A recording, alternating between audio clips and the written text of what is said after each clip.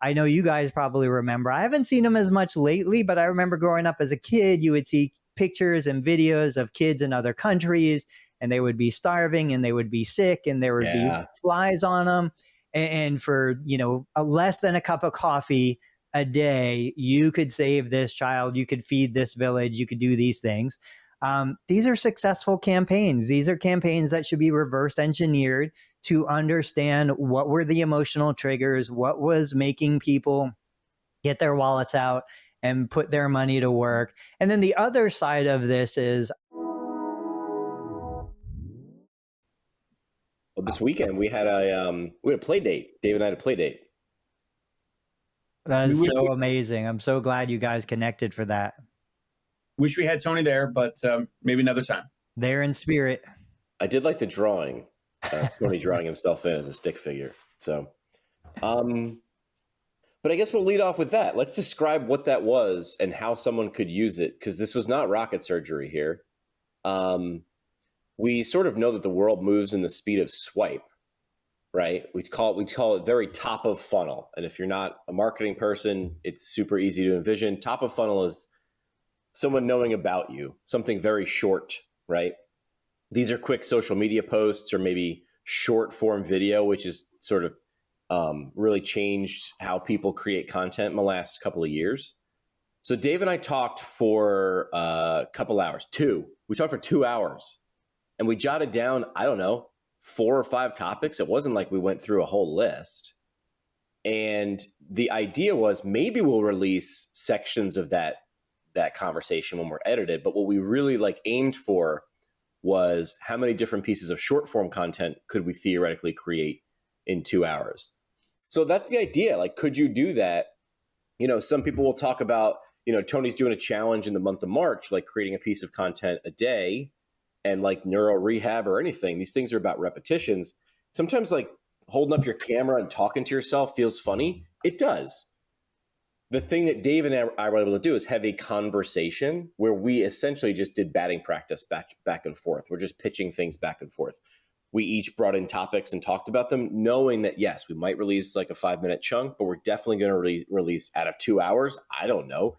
It's not even crazy to think we could have got 100 different clips out of those 2 hours.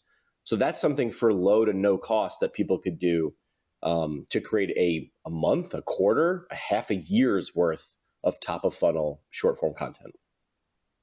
What were you going to say, Dave? So in that, Jimmy, you're saying a practice owner could maybe start recording if they have to have the equipment, and then they just ask questions to their therapist, obviously without mentioning patient names or anything identifiable, tell me about your current caseload. What are you seeing? What current challenges do you see? I have so-and-so with, XYZ presentation, and I'm trying this type of treatment so far. And for this person or this patient or client, it's going well. And then I have someone else with XYZ presentation and it's not going well. So what would you do differently? I mean, it's not that hard to just riff. We do this stuff anyway, over lunch in the clinic. Have you ever seen the show TMZ? Yeah. The show's brilliant because the entire show is the show prep meeting. It's just a bunch of cameras in a pit, right? We've all seen the cubicle pit. The whole show is the pitch meeting with a bunch of clips thrown in. I mean, you kind of have to marvel at its brilliance a little bit. So yeah, you could totally do that. I bet you Tony would suggest something along the lines of maybe using a website like answerthepublic.com and say you want to rank for a search term. Answerthepublic.com, when you put that search term in, will show you all the different questions that people are asking to get that term. I mean, low to no cost, you could use that sort of that mentality, or go to Google and see what questions, what do they call them? The drop down boxes. And every time you open one, 3 more open. People also ask. People also ask. When you drop those down, be the answer to people's questions is a really great cheat code, in my opinion, to creating content that resonates. And I'm going to one up you guys both. Yeah. So what you did was outstanding. I remember when Will Butler and I used to get together, I'd hit record, I'd get a double lapel mic going, and we would just record our conversation.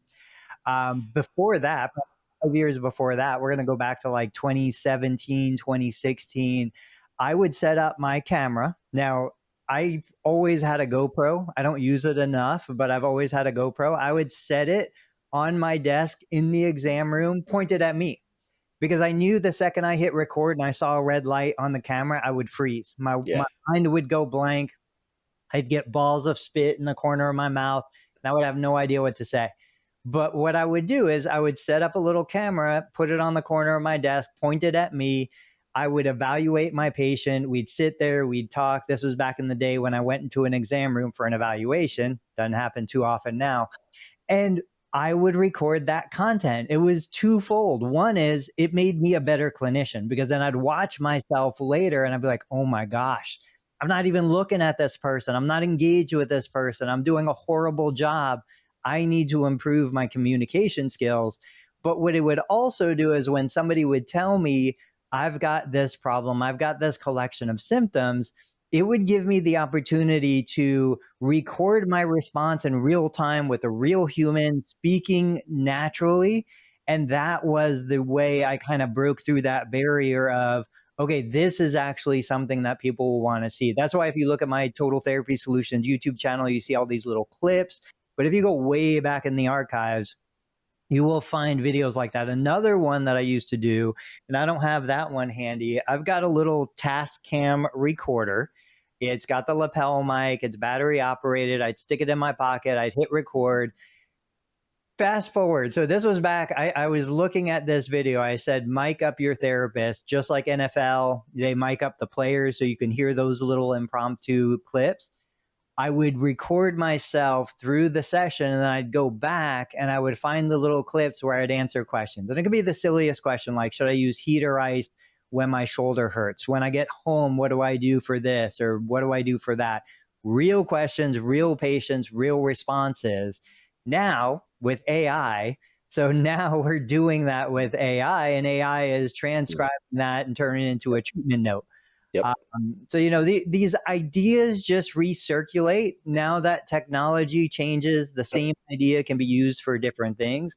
But 100%, like if you guys are not comfortable on camera, just record yourself answering real people.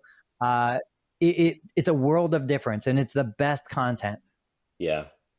What's funny is like when someone does that, like Tony, like 5, 6, 7 years ago, people are like, nah, that's a little crazy. It will become normal. And I think I said this before. I know I've used this example, is like the crazy ideas are like, they're like saw blades. The first time Guns N' Roses, you know, Sweet Child of Mine was played, it was like, oh, that's such an edgy song. And now it's played on the speakers in the waiting room at your dentist's office. It's just, it has edge. It's crazy. Only this number of people are doing it.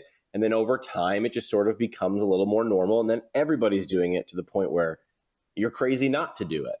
All right. So that's sort of what Dave and I had done. I'm going to figure out, I got to call some video friends on how to open a 2 hour long video on my MacBook. This has been massive video size. But so we want to start off with something audio generated. We want to start off with like sharing some audio. This was a suggestion, I think from Tony, is we'll share this.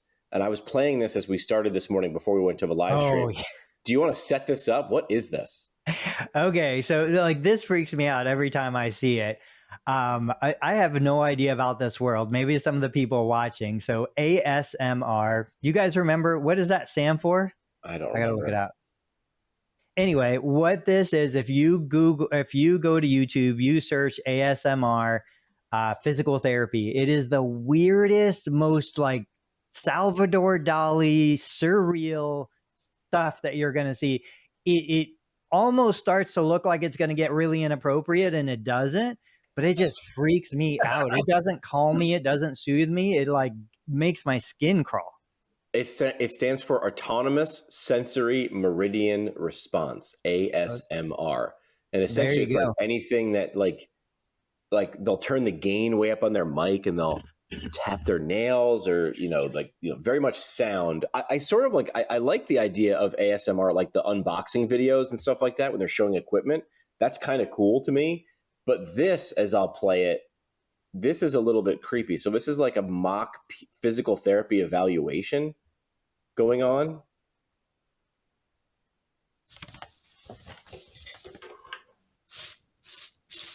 Making tea first?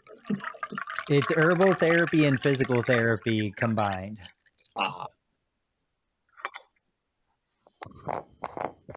Body nice and warm.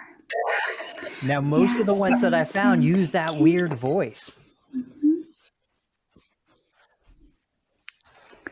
And please relax.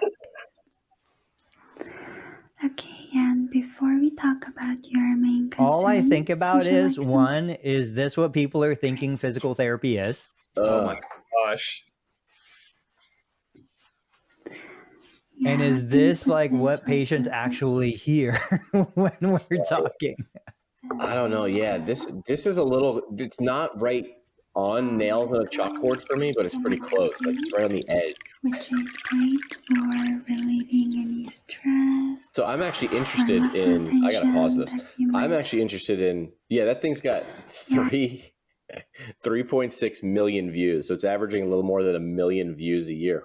I don't know who's watching it. It's the internet. I'm guessing people are turning it on, going to sleep. I know that that's been my thing for about 1.5 years now. Not ASMR, but I've been listening to like, are we living in a simulation? Is time real? All of these like hour-long podcasts about stuff that just instantly puts me to sleep. Like I don't even remember the end of the first sentence once I hit play and I lay down. At some point I wake up and if it's still playing, I just take the earbud out and turn everything off. But yeah, I don't know.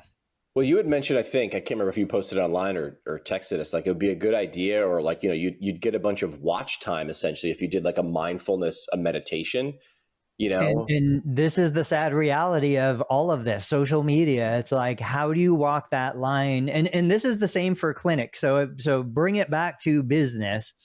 How do you walk the line between what people want versus what people need? How do you walk the line between a little bit of this might be good, too much starts to get weird or bad? So what I was saying was we've got a group. We're trying to get, 1,000 subscribers, 4,000 hours of watch time to get the channel monetized, the YouTube channel monetized.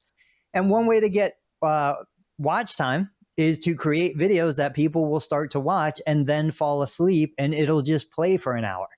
And so I said, I'm going to create a mindfulness meditation video. I know my niche is total knee replacement. I know patients struggle to sleep when they've had a total knee replacement. So what I'm going to do is I went to ChatGPT.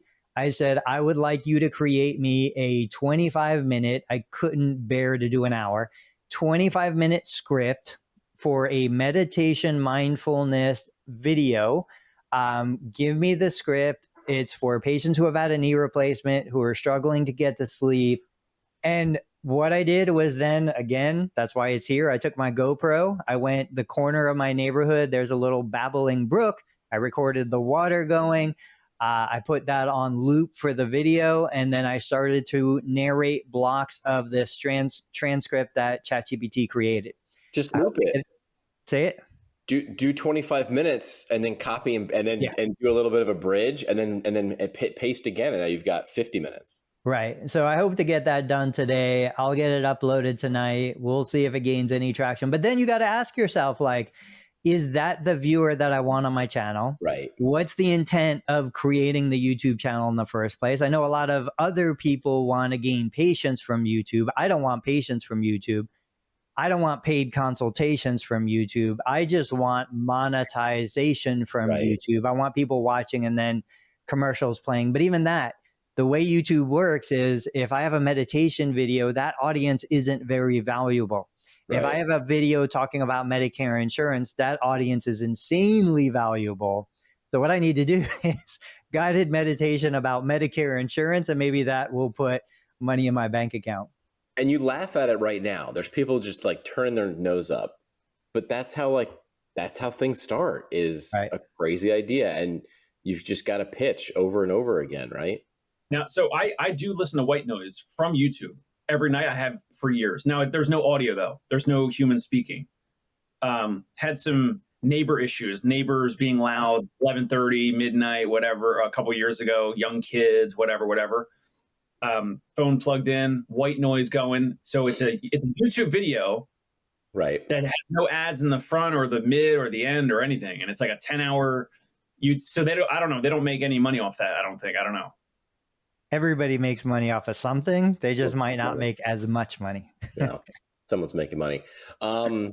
We can take questions right now on the phone. Phone number's on the screen.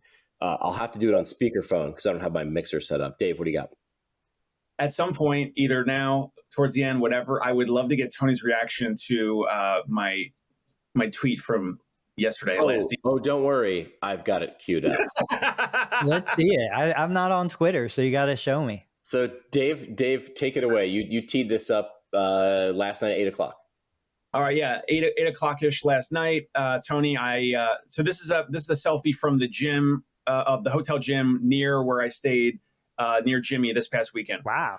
I tweeted, a physical therapist should be physically fit if they want to charge $250 to $400 plus per visit, and to get patients to invest in their health and wellness. Agree or disagree? Now, before we get into it, so Jimmy, he like retweeted it with his question, which is hot take or nah. Now, obviously, because Jimmy's got 10, 11, 12,000 followers on Twitter, I have like 1,500 or something. So it exploded the views, and it's gotten 13,000 views in 12 hours, mostly because of Jimmy asking the question and like re-questioning the question.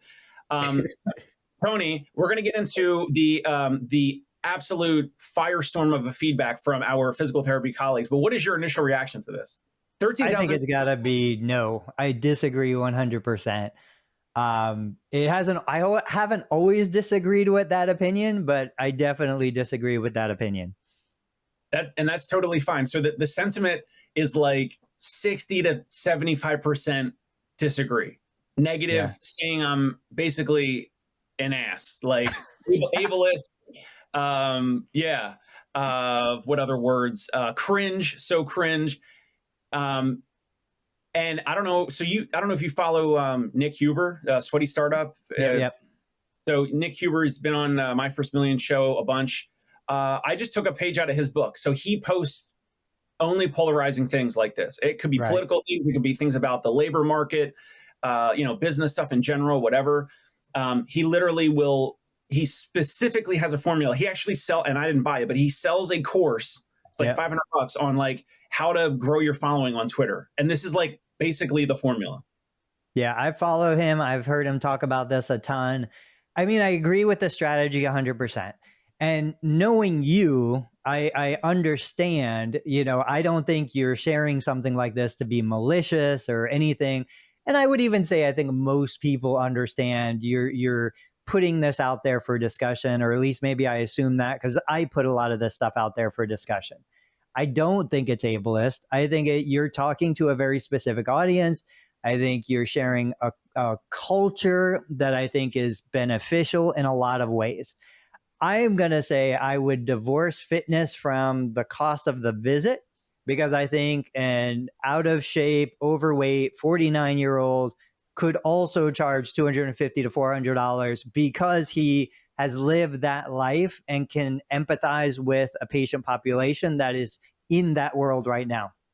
So, if I look at it from that perspective, I would say anybody who can relate to their community on anything can charge that rate.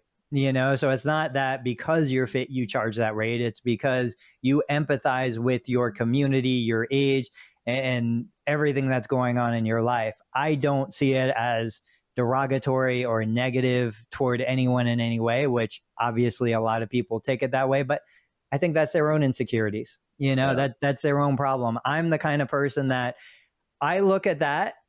There's a little bit of envy in me looking at that. It makes me want to get in my garage and lift weights today instead of running today.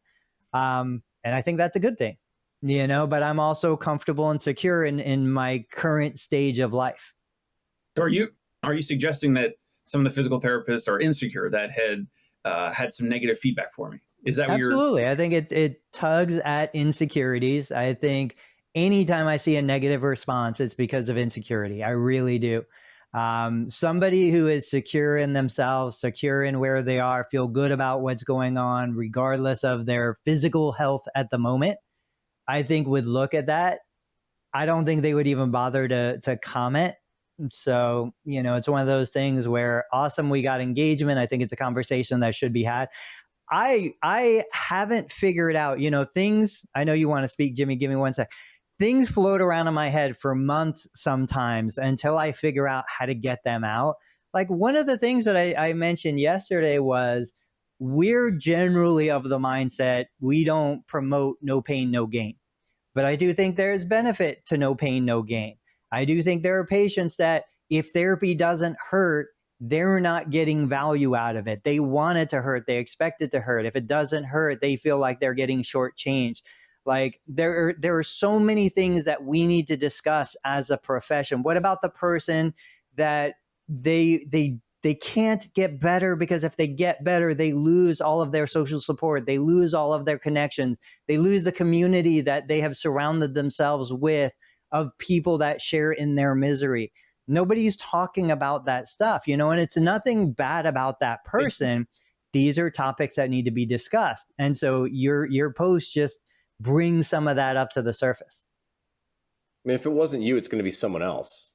Right. I mean, this is being said, you're just asking the question and like, that's really what Twitter is for. I mean, it's for discussions. And I know topics will come up and then be the firestorm for a day, a week, a month, and then sort of go away. And then wouldn't you know, it's three months later, that thing comes back up again.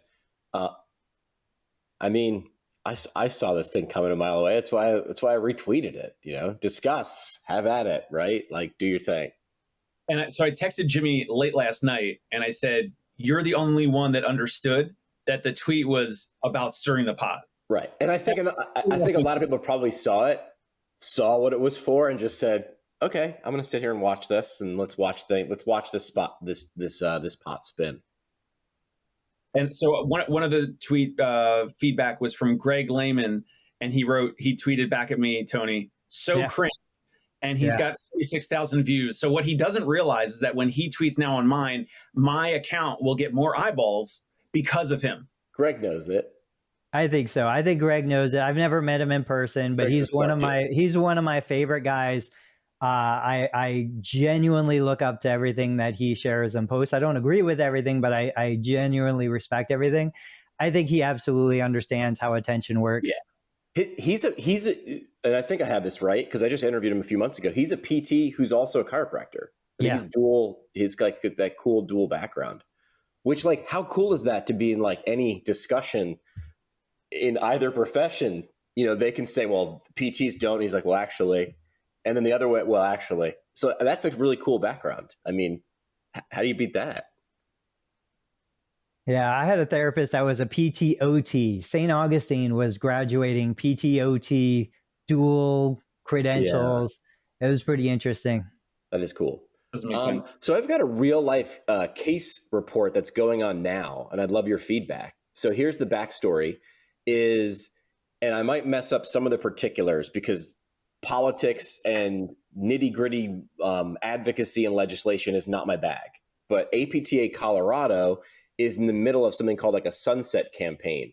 Essentially, every couple of years, things come up for vote, things expire, things like term protection, title protection, things like that. And if the vote goes the wrong way, PTs lose something. So there's a couple things on the ballot in the state of Colorado where if the vote doesn't go the right way, anybody in the state of Colorado could say, I'm providing physical therapy. I'm a physical therapist. It no longer has term protection.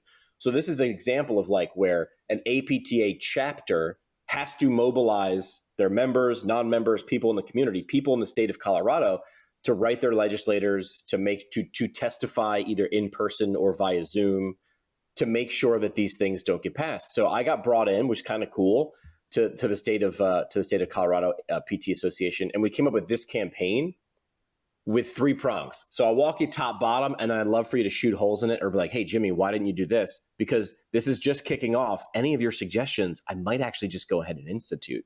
But here was my idea. I wanted to give the campaign and use a little bit of psychology in it. So the idea was, if nobody says anything, if physical therapists in the state of Colorado say nothing, you will lose, or there's a potential for loss. So your silence, our loss. We're asking people to speak up for physical therapy, not just PTs, but students as well, but also members of the community. And we sort of laid out one website landing page on the APTA Colorado website and explained what the campaign was about, why their voice mattered. And then I wanted to keep the what we want you to do about it, the call to action, simple. And they wanted to go with a 3-prong approach. So we went with write, we went with donate, and we went with share. So write would be a button to find your legislator. And then we gave them a sample letter that they can download and email, and they can use the letter as is, just fill in the blanks, or hey, have at it and write your own letter. But if they do it our way, it takes less than 2 minutes. And that's what I've been pushing. For less than 2 minutes of your time, you can secure your future. Donate, they do have a link to donate to their campaigns. And then share, we're starting off with just to keep a couple social media pieces focused on the entire campaign. And then a couple different parts or arms, things that are on the ballots in terms of term protection, scope expansion, being able to prescribe DMEs. This area right here will start to get a little bit bigger with a bunch of different specific graphics for the different things on the ballot. And then we're going to go into short form video. So APTA Colorado has hooked me up with about 25 motivated people from their association. I get on the same platform, StreamYard, with them, and I essentially fire them a bunch of questions, knowing that I'm going to take clips of their answers and share that. And I wanted a bunch of different people of different ages, different ethnicities, different backgrounds, different genders. I wanted them, a lot of people asked, which I like. People are very forward thinking. What do I wear? Where should I be? I said, be where you are, wear what you'd normally wear, sit where you normally sit. I wanted to show the many faces of physical therapists, all different types, all different locations around the state of Colorado. So that will also be available in the share button. All those videos will then start to go out and they'll populate here. So that is our campaign for APTA Colorado. It is just getting underway, and it's amazing. When I got brought in, I was like, hang on, you need to explain this to me. Hang on. So if you do nothing, or if this doesn't go well, you can lose this in your state. And that's where it's a little crazy when rules and regulations vary by state. But that is what's happening in the great state of Colorado for our colleagues in physical therapy. So the first thing that stands out to me, and we've talked about protection and terms and licensure and all that stuff before. Just looking at those graphics, first I would say, what's the scare tactic, right? We need to see the scare tactic because people are going to run away from pain more than they're going to run toward pleasure. And we need to know who's the one suffering. I think if we make it about the therapist suffering, nobody cares. Nobody wants to hear that. Nobody wants to hear us crying about that. We need to see the kid with CP who doesn't get an assistive device. We need to see the geriatric who's on the floor, who can't, find what they need to get up. Like we need the campaign that shows the actual human at the other end who's being negatively impacted. And then I would imagine the bulk of this is going to be more hospital-based, acute care, inpatient. They're the ones that kind of had the budget and the people behind it, whereas outpatient private practice, which is our world, I think we're just too busy. We're probably too busy to care even. And I don't know that it would even impact us all that much on like the bottom line. With that headline, your silence, our loss, it does flow better, like two words, and it's similar in terms of like the syllables. But I agree with Tony. I was thinking as we were looking at it and you were screen sharing it, your silence, your patient's loss, but it doesn't flow as well. But I think you could say their loss and show the picture of the patient, of the human, of the person. Yeah. So that's the campaign. I mean, from what I've been told, the goal is really, if you can make your voice heard, and this is where you get into advocacy and the politics of it. I asked that they have a legislative team, they have a government affairs team and lobbyists. I said, listen, I'm the media guy. Help me understand what actually moves the needle. Is it donations, right? And the donations go to APTA, then they spend the money. So it's not donations to their legislator. They're not trying to buy this. They said they do pay attention to letters and when people testify, because they do the math. For every one person that's testifying, it might mean 10,000 people within the state. So if you would like to get reelected, this person means something.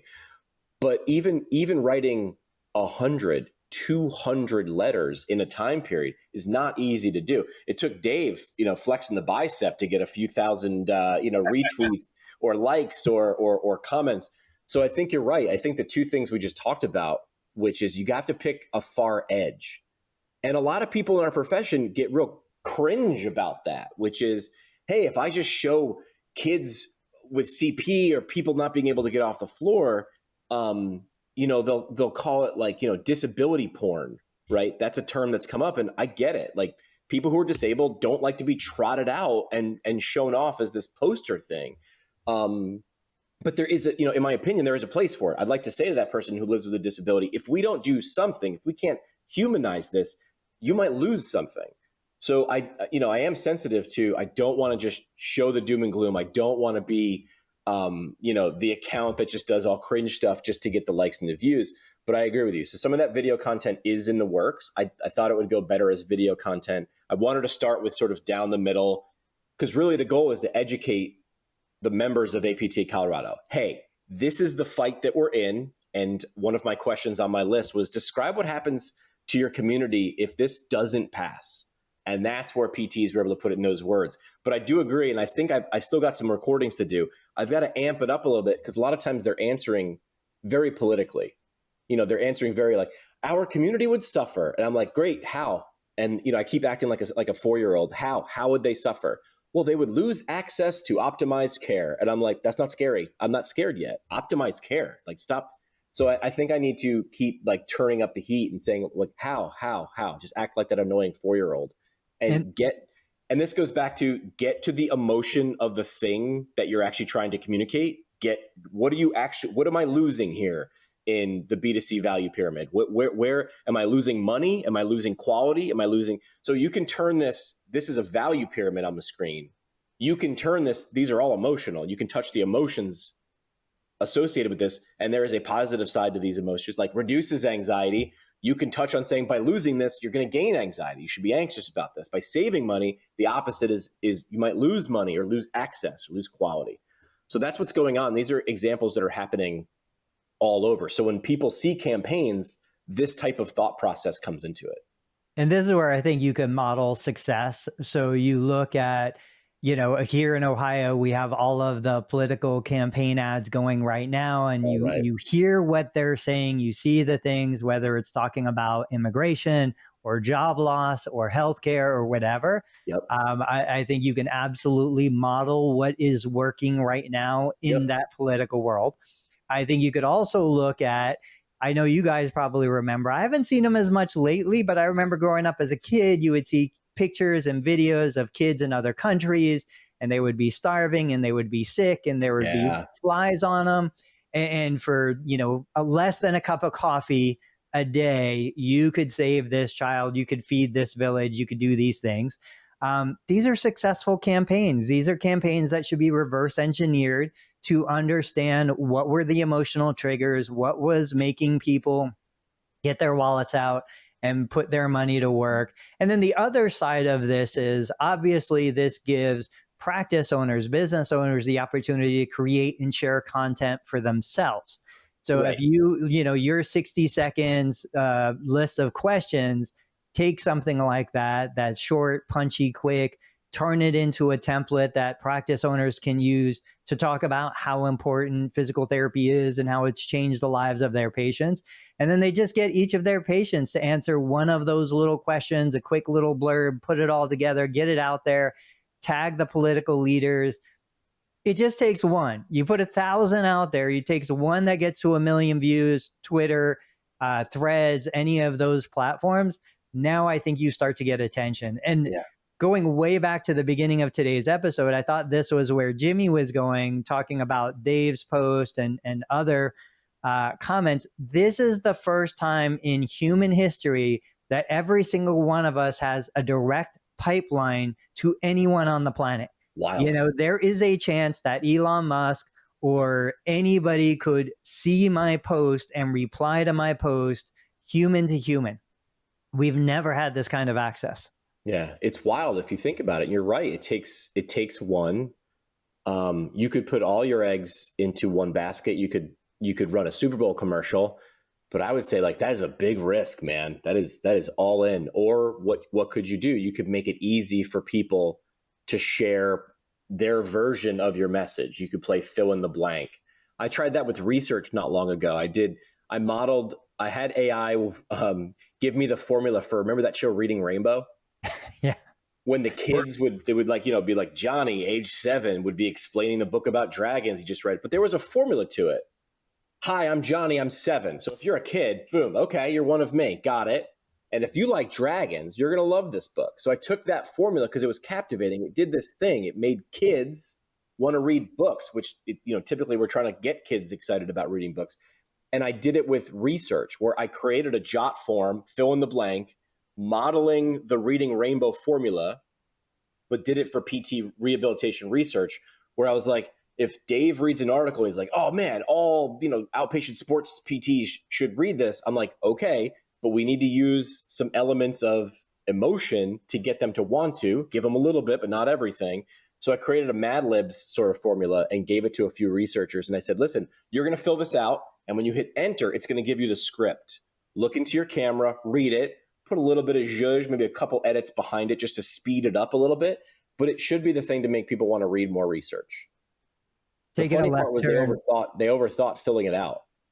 Taking a left turn real quick, but staying on that emotions bandwagon. I remember so free plug here. Sorry, Jimmy.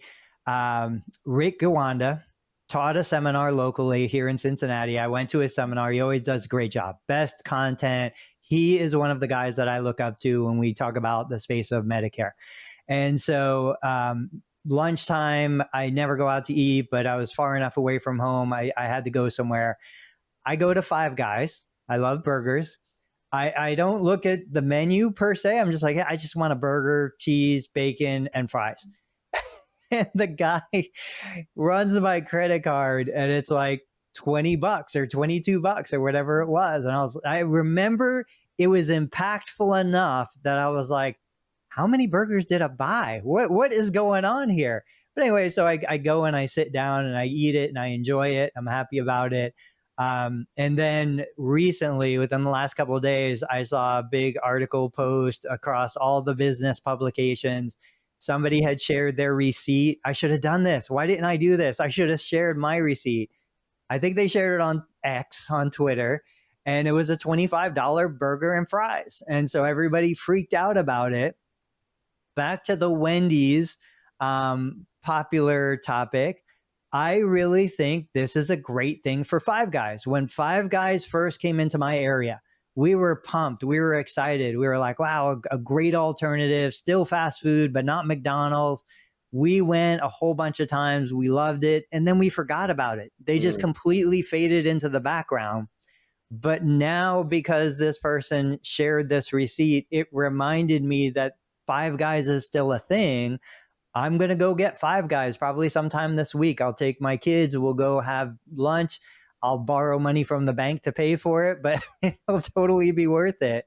What about you guys? I mean, Dave, you've got to be totally desensitized living in New York.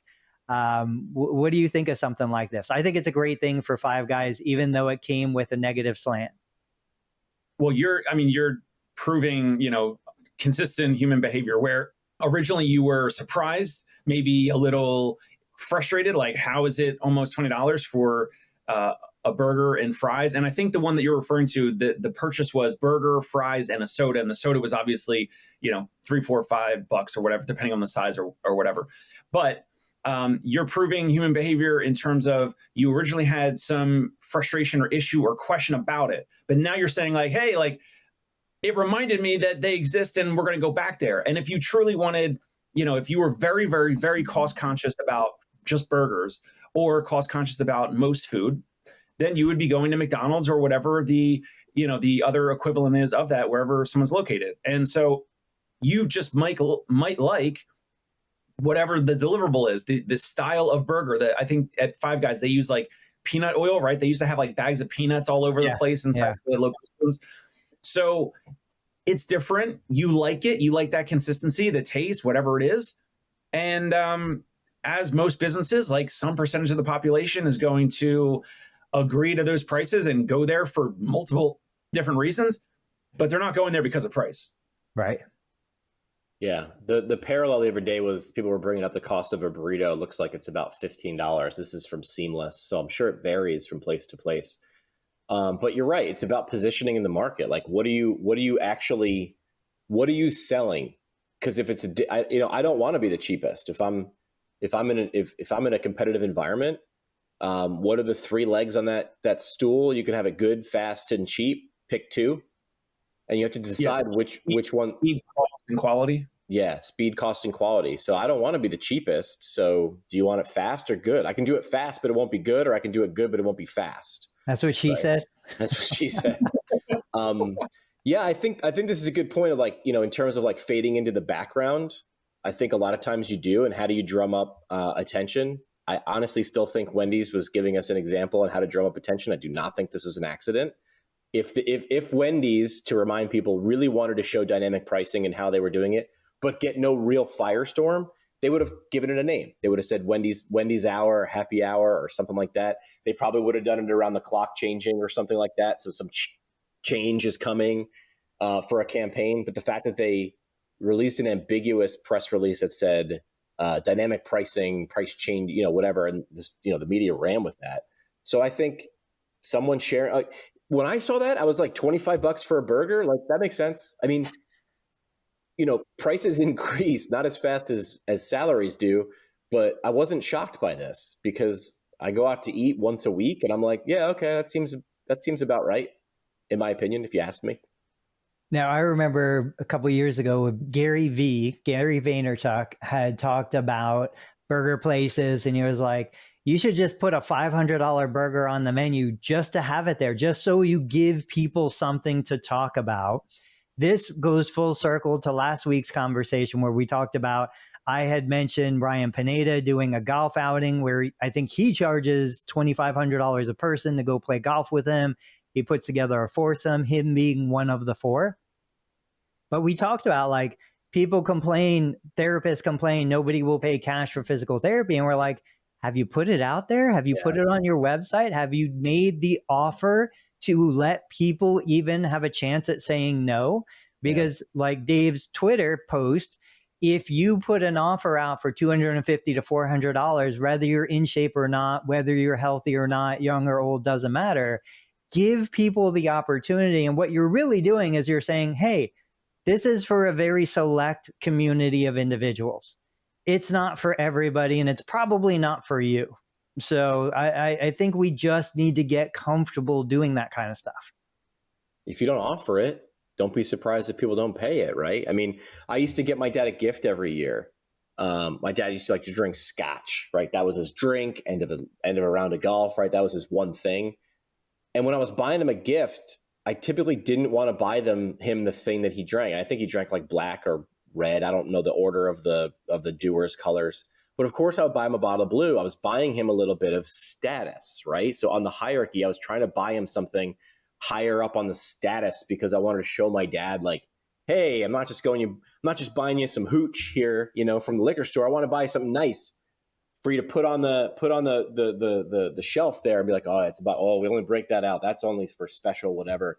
So offer that, right? I mean, I was shocked, and I had this idea. I didn't act on it, but years ago I understood, or I was taught by my former program directors in radio, that we didn't really sell music, right, on the radio. We sold access. So we sold accompaniment. We sold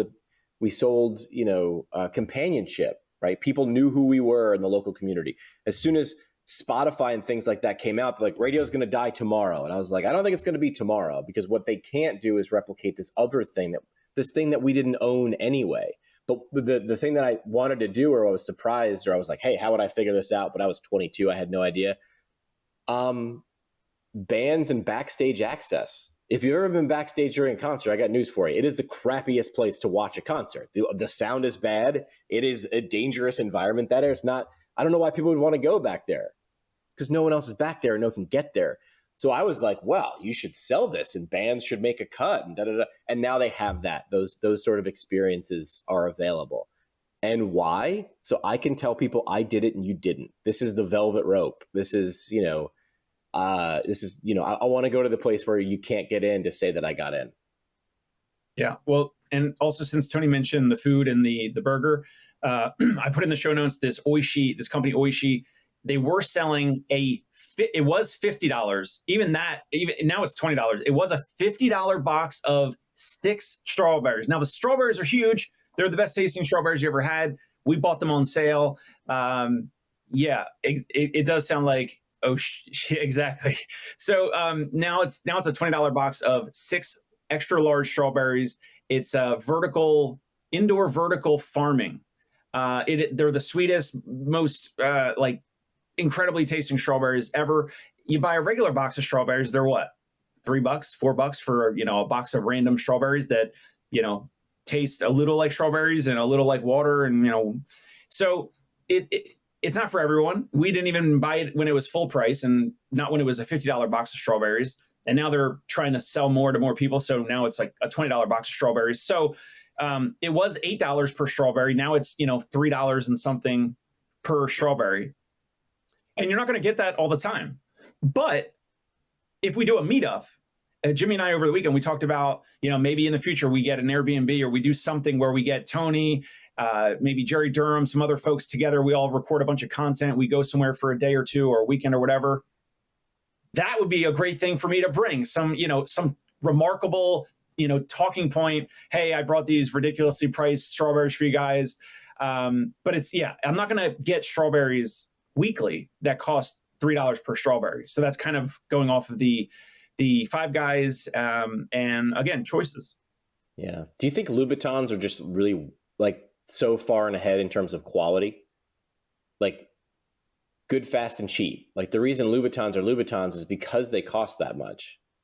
And they did a visual differentiator by the bottom of the shoe is red, which is a brilliant move because you can spot those from a mile away. And I'm not going to buy, and forgive me, audience, I do not know how much Louboutins actually cost. $500, $1,000 for a pair of shoes. The reason you buy those is to show them off, like you do. The reason you buy the Rolex is not to tell time, right? You buy the Rolex to show people I can afford a $15,000 watch. I cannot afford a $15,000 watch. I got the Apple Watch for a couple $100.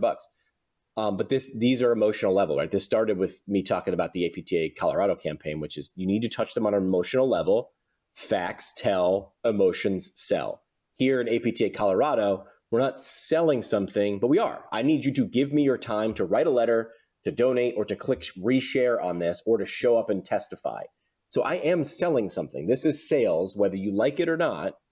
Physical therapists, some of us in our profession, it's so icky. I don't want to sell. Selling. I don't sell. I just provide great care. Great. Did you tell anybody about it? I shift it by saying educate. Don't sell. Educate. Educate on the benefits of, not features.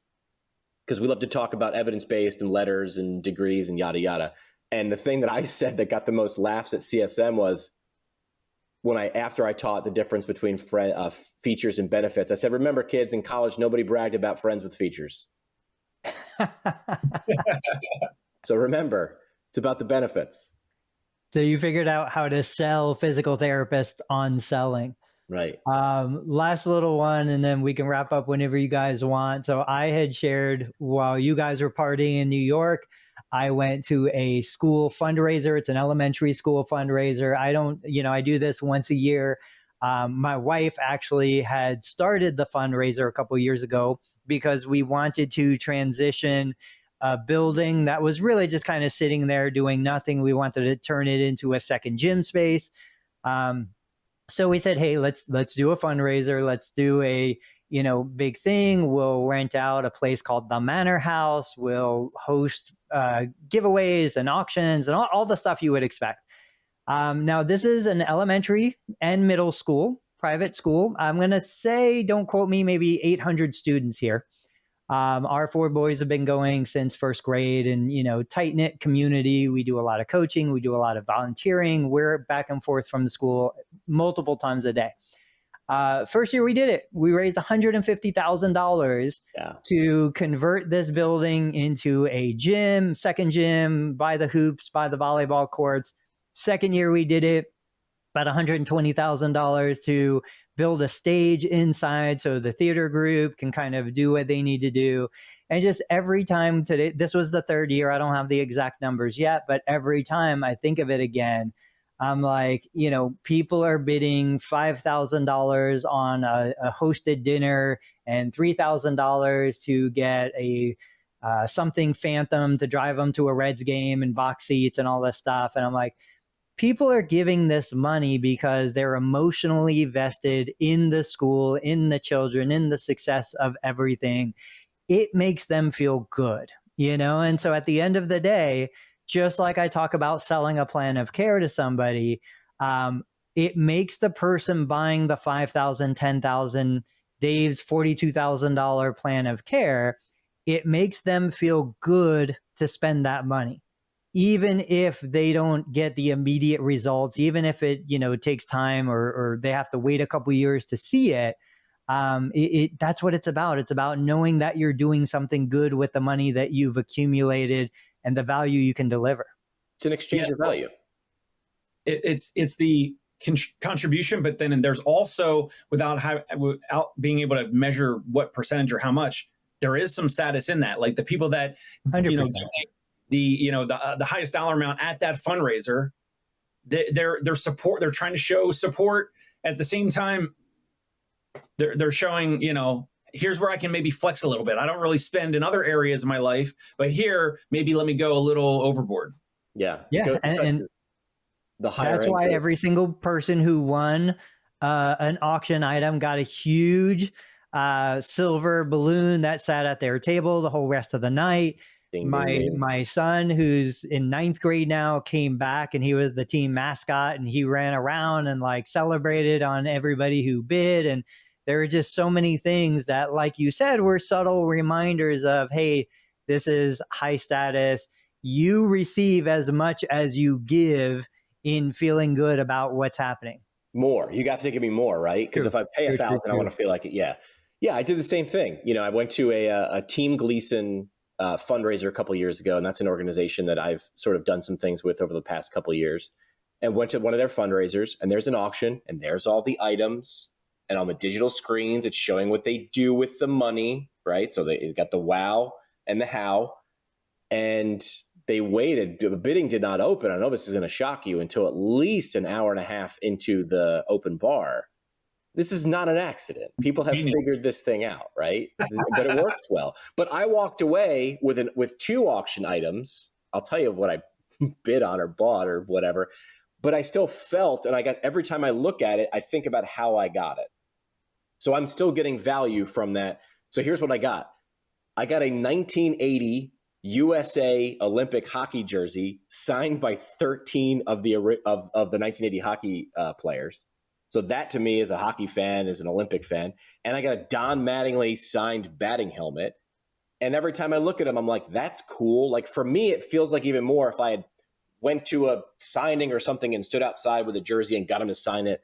To me, it felt more because I'm like, okay, that money went and did something on top of that. So it's an exchange of value, right? Somebody leveraged a connection with Don Mattingly or whoever and said, hey, listen, Don, can you throw us a helmet? It's for Steve's organization. No problem. What do you got? That value got transferred over here and it got to pay for something. So this is an exchange of value, just like what it said. One of those physics laws is energy is neither created nor destroyed. It's just transferred. Yeah. So is value. How can you transfer value? Think about that. And Tony's school example is you leverage reputation and relationships going around the community. What could you give that we can turn it? Could you give money? Great. Could you give something we can turn into money? Great. That's great too. And that's a transfer of value. That's what you're doing, whether it's a healthcare provider or a business. Same things. Parting shots. Dave, what do you got? About the bad press around the pricing, or even my tweet, like no news is good news, or more of even bad press could be good press in terms of eyeballs and attention. That's what I got. Yeah, absolutely. There is no such thing as bad press. I think that's what Dave was saying.